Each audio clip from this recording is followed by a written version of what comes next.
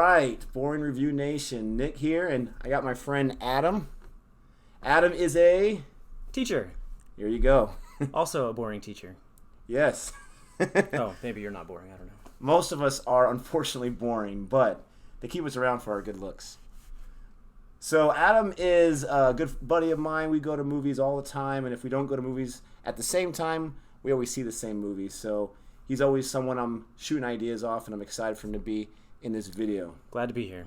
So, as you can see our setup right here, we got a bunch of Toy Story guys here. These are all property of Adam's. He loves toys. He plays with them all the time. They belong to my children. Oh. Okay. But these are toys I wouldn't mind owning myself. They're cool. I remember when the first Toy Story movie came out, I wanted this toy so bad, but it wasn't in the cards. I got a little small $10 one, and that was still great. Go to McDonald's. They have them in the Happy Meals.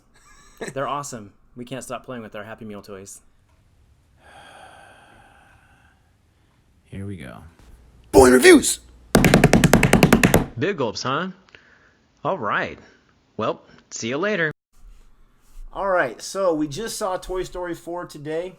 We're going to tell you our thoughts, and then we're going to rank the 4 Toy Stories because I'm pretty sure this will be the last one they make. Yeah, definitely. Can't imagine they're going to make any more, especially with all the post-credit scenes. The way it ended, it felt like we're done. Well, and the way the third one ended, right? Correct. To me, it felt like it was done. Yeah. But let's jump right into it. What were your thoughts about Toy Story 4? I loved it. There's so much to like about it. The new characters are fantastic. Forky, he's a spork, and you would think that he's ridiculous, but the kids automatically love him. He's voiced by, I believe, Tony Hale, who is fantastic in Arrested Development. Perfect voice actor for this character. Loved him. It was great seeing some of the old characters, like Bo Peep. I liked how they made her more relevant this time around. She was a strong character. She wasn't just like a wimpy girl character. I figured since she was porcelain that she would not be doing as much as she did. But she wasn't afraid to get out there and get dirty and get hurt. Yeah, she was a great character. The sport, when I saw the trailer and I saw that this was going to be one of their main characters, I automatically thought that's kind of a cheap move. A spork is lame. But obviously, because Toy Story, in my opinion, is one of the best franchises, live action or animated ever, they're very, very smart. It makes a lot of sense why a spork is a new main character. Now, the thing with the spork, the way that we're introduced to Forky, if you're a parent and you've had kids go to school, it may tear your heart into pieces because it was so hard to watch Bonnie go to kindergarten and be afraid. And as a parent of 4 children myself, I have a kid going to kindergarten. You have a child going to kindergarten this year too. You just want to be able to take care of your kids, and just watching that in the video, it was hard. And that was my third time seeing my second time seeing the intro because we watched it at Disneyland, and I wanted to break down and cry when I saw it then, and I wanted to break down and cry when I saw it today. Did you cry? I did not. I'm not a crier. I am so close. My wife hates that about me, that I don't let my tears show, but I just don't let them out. He does cry in fantasy sports, Yeah. like all of us do, unfortunately. But yeah, the Forky was a great new character. Like you said, Tony Hale did a great job. And the thing about all the characters, there's a lot of new characters. Like you had mentioned, some older characters like Bo Peep and the other main guys. And with all of the new characters, I'm not going to get into too many spoilers here. I felt like all the voices matched the character very, very well. And not in a stereotype way. Like, for example, we have our villain, and I'll just say that, named Gabby. Gabby. Yeah. And the actress that voiced her, Christina Hendricks from Mad Men, I believe, she did not play the over-the-top, evil villainess. It was very, very subtle, the way she spoke. And for me, I connected to that right away. I like how Toy Story, the creators of these movies, they're very creative with their character development and how these characters act. And I really like that subtle way of that villainous type character. And I like that their villains are complex. It's not just a straightforward, look, I'm the bad guy, you're going to do what I want you to do, and you have to try and stop me. Gabby was much more complex than I thought she was going to be. I thought it was going to be straight, I'm bad, and I want to get what I want. But it wasn't that way. So I was happy. Yeah, and for the 30 or so of you that watch my videos, I appreciate that. You notice that I always complain about the villain. Like he said, Pixar does a great job of, and I keep pointing at Forky, he's not the villain. Pixar does a great job of... It's actually Woody. Yeah, he is. Turns into a serial killer. Pixar does a great job developing those characters. We also had... oh, yes. Bunny and Ducky? Yes. Duck and Bunny? Voiced by Key and Peele. Awesome. They're fantastic. Some of the scenes with them are... Oh my gosh, they were some of the funniest scenes. The way they described that they're going to take care of a problem. And you can see one of the clips on YouTube. Plush Rush. Yeah. Hilarious. Well, we're not going to do that. And they have one at the end of the movie that is... It's hilarious. They do a fantastic job of voicing those characters. And they own it. And I would be shocked if at least half of what they do is not ad-libbed. Oh. Maybe all of it. Improv or whatever. Yeah, no, that wouldn't be surprising. They, for me, were some of the best parts of this entire movie whenever they spoke. It seemed like they were given, some pads of paper and pencils and write down what you want to do, and we'll just let you do it because you guys are so brilliant and so awesome. Yeah, and a lot of the voice actors, they don't record together. So I'm curious to know if those two, since they're such close friends, if they recorded together and they had that ability to ad-lib off of each other. I'd be almost shocked if they weren't in the same booth next to one another. So who knows? But I'd almost be disappointed if they weren't in that same booth. We have Duke Kaboom, voiced by Keanu Reeves. Keanu Reeves, job. who there's a petition right now to get him to be the Man of the Year, Times Person of the Year. He's getting a lot of love, and understandably so. If you ever want to know kind of what we're talking about, look up Keanu Reeves and acts of kindness or with people, and he just seems like one of the most kindest individuals who's not looking for attention whatsoever out there. When it started, the first half for me, it was good. Toy Story is always going to be good. But I had heard all these reports about how amazing it was. Could it be the best of all time? And looking at the Rotten Tomatoes scores like I did earlier today, this movie was actually the worst reviewed of the four, with a 97% approval rating. I saw that. Which tells you how amazingly the other ones are reviewed. And we'll talk about where we would place number 4 in the whole scheme of things. But the first half for me was good, not great. Then the second half came in, and it was just amazing. I love the entire thing. The second half kind of put everything together in the first half. I don't feel like there's too many wasted scenes in this movie. I'm not sure how much of a rewatchability this movie is going to have for me. I don't feel right now that I have to watch it again in a few days like I do with some movies. I'd be happy to go and watch it today. But exactly, it wouldn't be a disappointment. But I love Pixar. Everything about Pixar, except for The Good Dinosaur and Cars 2 and 3, everything they do is golden for me. And I have a very strong place in my heart for Pixar. So for me, they can do no wrong. And they're a great company. As far as the movie goes, there's several parts I love that I'm not going to get into, but I love the detail that they have in this movie and all the other movies in the franchise. When the toys are running on top of something, you can see all the individual pieces of dust. You can see old paper clips or something that's up there. They do a great job of every single item in their movies has its own story, its own unique features, scratch marks and dirt and dust and all this kind of stuff. And to me, that just blows my mind. I wonder how many days they spend just in a wide open shot of an antique shop they go into in this movie, and there's all these different pieces of antiques. Not to mention, I wonder how many Easter eggs are just in that room. I caught one about the 10 toy. Yeah. There you go. When they walked into that room? Yeah. Okay, do you ever watch the Pixar shorts? The Toy Story shorts? It's been a long time, but I think that was their very first one, right? Yeah, do you remember? Yeah. But they have some Toy Story shorts. And oh, yes, the Toy Story shorts are amazing. There's one where they're at the chicken place, and Buzz gets stuck with all the people. Alice Toy Barn? No. It's I can't remember. Anyway, they're the Happy Meal toys. Not Happy Meals, but the toys that come in the kids meal. There we go. And one of them is the eagle. Did you notice that eagle that was in that scene? Is it like the tall wooden eagle? Kind of. So anyway, maybe that's the one I haven't seen. He's in one of the shorts. Okay. Did you see Boo? Where was she at? She was at the fair. Really? Yeah, and See, I this guy picked think up all this I stuff. think she was actually also in the kindergarten classroom. Wow. You could see her in the background, but she was one of the girl that came up to the booth and was shooting stuff and tried to win a prize. That was She was probably a little older than, right? a little older, about kindergarten age. But yeah, it was like carbon copy. Same outfit, same hairstyle, same color hair, See, same face. Now I got to watch it again. Right? That's what's fun about these is you get to go back. And I think this movie specifically, they had a ton of Easter eggs in it. Oh, I'm sure there's probably 50 or so, at least. Like that carousel. It's the same horses from Disneyland. What are some other thoughts you have about the movie? It was funny.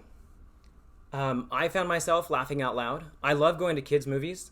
Being a parent of 4 kids, I love watching children's shows.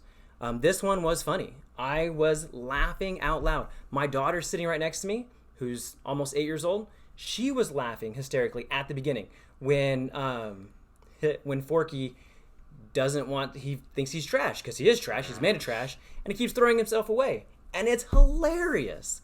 There are some other scenes later in the movie that are really funny, like the scenes with Ducky and Bunny, or Duck and Bunny. There are some hilarious scenes. So there, and listening to the audience, that's also how I can gauge how funny it is. I don't know if you heard the kid sitting right behind us. She was laughing hysterically. A lot of kids in the viewing that we went to. Yeah, it was nice and full, so it gave that fun environment. It wasn't just crickets the entire time. But usually having that many kids makes me nervous because I want to enjoy the movie, and sometimes even as a parent, I find myself getting agitated. But with this movie, it didn't bother me at all because the movie is geared for kids, but adults can enjoy it just as much. And like you said, there was kids of all ages all around, and they were all having a great time with this movie. It's really sad. I was driving on the way to the theater talking to my wife, are you sad that this is the last new Toy Story movie you're going to see? And she said, not really. But for me, it's really sad because this has been a franchise that's been around since 1995. I was only 12 years old. You were a year or two older than me when it came out. When the first one came out, I was in love from the very start. Thought, what a brilliant idea. And they've churned out 3 sequels so far. And when we get to our ranking, you're going to see where I put them. But honestly, there's not one weak one in the entire foursome, in my opinion. They're all very, very close. And it's just amazing how well they've done over, 24 years, almost 25 years of movies, how fresh it still seems, and how interesting they are. And they revolutionized animation forever. With the release of Toy Story 1, everything changed. But to piggyback off what you were saying to your wife, were you going to be sad? I didn't think I'd be sad until the movie ended.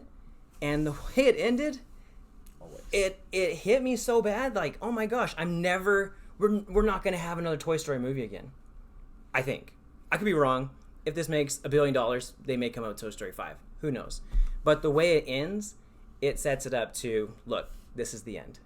Yeah, I'm not going to get into the ending. I don't want to spoil it away. But I don't see them making another one. I would be shocked, even with how much money this is going to make and how much money the next one could make. I don't know what other stories they can tell with the way they ended it. Obviously, they can always figure out something, but I feel like it was an ending. Now, talking about the ending, how did you feel, without getting into it, with the way they ended the characters? Are you fine with that, or were you kind of disappointed with how it ended? It was, I was talking to my wife about it, Melissa. It was a really hard pill for me to swallow, to kind of come to terms with the way that it's ending. But I felt like it was the best way to end it. It felt right to me. It did. I loved it, but it was like, oh my gosh, part of my childhood, and I was a teenager when this came out. I was not a child, but part of my childhood I still am a child. was coming to an end. But I loved the way that it ended. I felt like it was perfect for those characters. Yeah, I mean, it's crazy. Again, I was 12 when the first one came out. I'm 36 now, so it's been most of my life these movies have been around. The ending was great for me. I totally understood it. I didn't really like it at first, but it totally made sense. And like you said, even as the ending continued to go, that's where I started to get a little emotional. I didn't cry. I do cry at movies, but I didn't cry at this one, but I definitely felt it. Mm-hmm. There's a lot of dust that was forming around my eyelids. They just didn't produce any tears. For those of you that are going to watch it, hopefully all of you are, there's 5 post-credit scenes, so stay for all 5. They're not must-see scenes. Obviously, if you got kids that run the bathroom, you got to get home, that's fine. But try to stay for all 5 because I enjoyed all of them. Yeah, the 5th one is at the very end of the credits. Very end. I thought it wasn't going to happen. And I thought it was very fitting. Oh, it was perfect. Yeah. If you're a fan of the shorts, there is a few characters from the shorts that show up for a short amount of time in this movie, which is really good. But I love this movie. It's easy for me to give it a good grade. I'm going to give it an A. An A. I almost want to give it a plus, but it's going to be a solid A. Yeah. No, I'd be the same. I want to give it an A plus. On IMDb, I rank all my movies. I gave it a 10 out of 10. But I wouldn't give it an A plus because it's not 100% perfect, but I loved it. 95 out of 100. I would give it an A, 9.5 out of 10 stars. If I loved it. I look forward to watching it again and again and again. It's going to be really fun to have this one, the physical copy or the digital copy, and to be able to watch all of them back to back to back to back because they're such good movies. All right, let's get into our ranking. What we'll do is we'll start off at 4, obviously. You'll say yours, and I'll say mine, and then we'll go 3, 2, 1 that way, one at a time. So what do you have at number 4?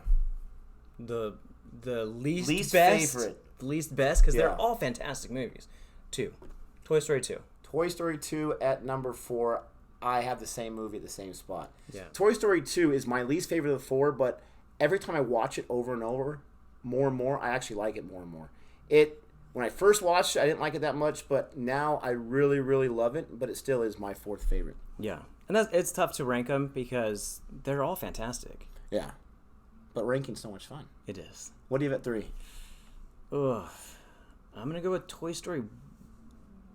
Don't say it. I want to say Toy Story 1. So what's difficult for me is when a movie is fresh and brand new for me, it automatically, if I liked it, it automatically becomes one of my favorites. So that's difficult for me to take a step back from Toy Story 4 because I really enjoyed it. Toy Story 1 is the most important one because it changed everything. And it started everything. And Everything.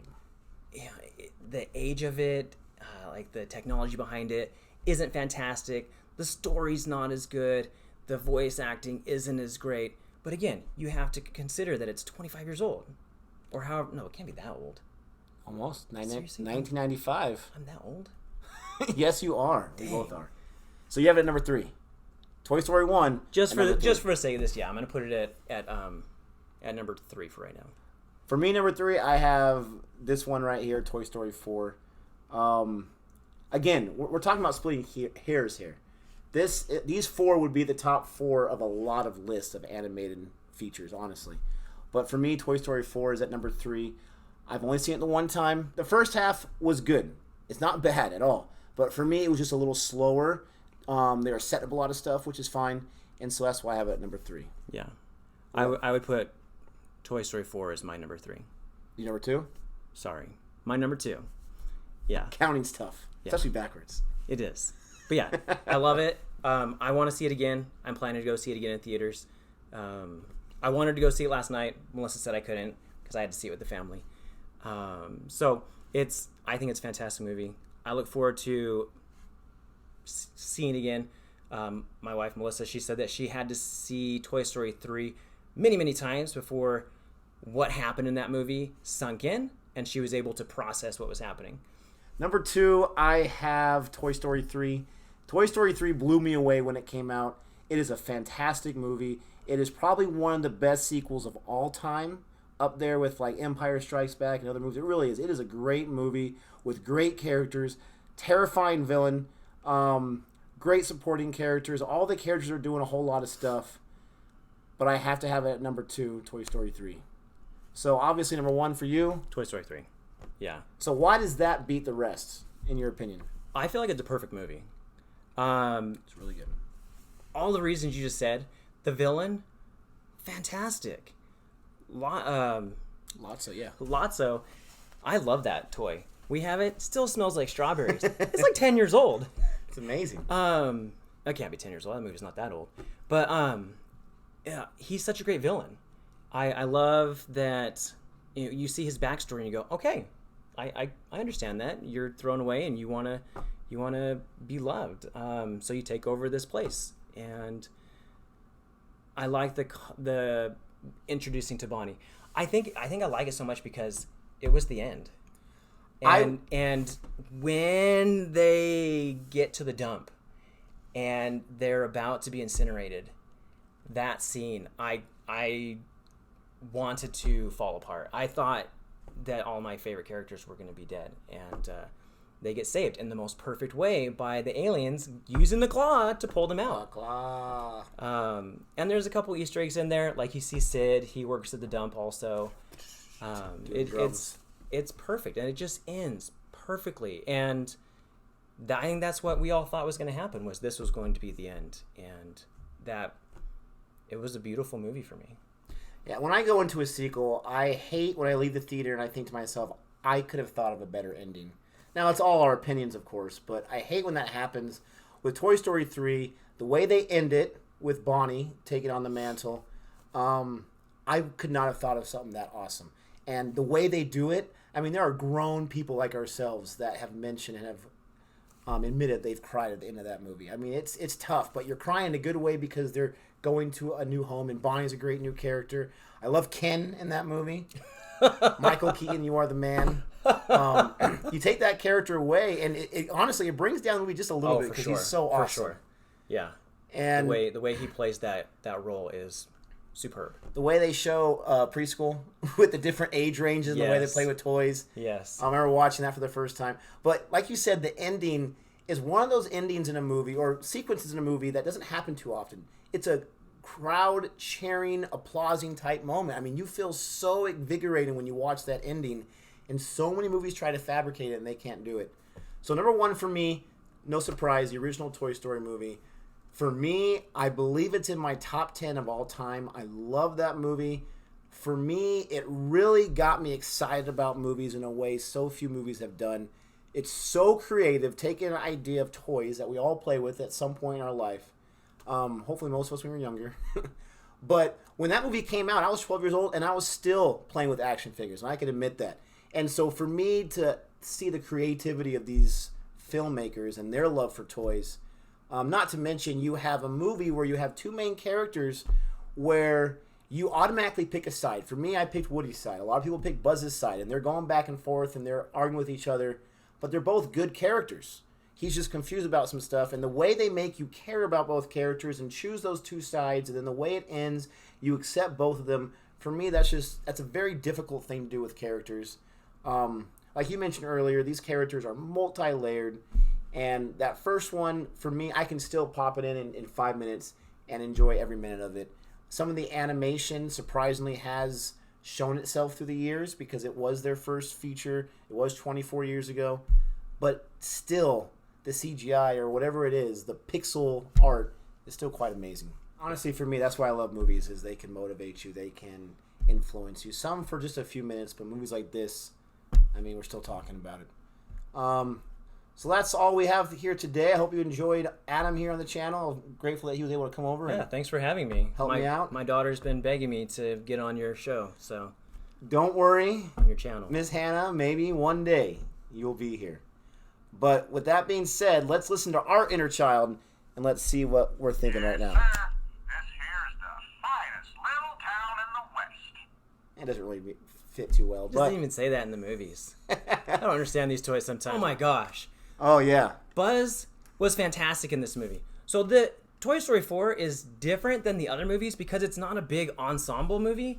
It's more about Woody, and each character kind of gets their own little bit of time. And Buzz's experience in the movie, loved it. Phenomenal. Listening to his inner voice, hysterical. I forgot he was in the movie until he actually gets his chance to do what he's got to do. Yeah. And what he does is awesome. And instantly I'm like, okay, I'm glad Buzz has something to do because he wasn't doing much to begin with. But let's see what his inner voice is. It's Zurg. It's Zurg. That means he's evil. Great, thanks. Don't forget to like and subscribe and check out other videos. And until next time, adios.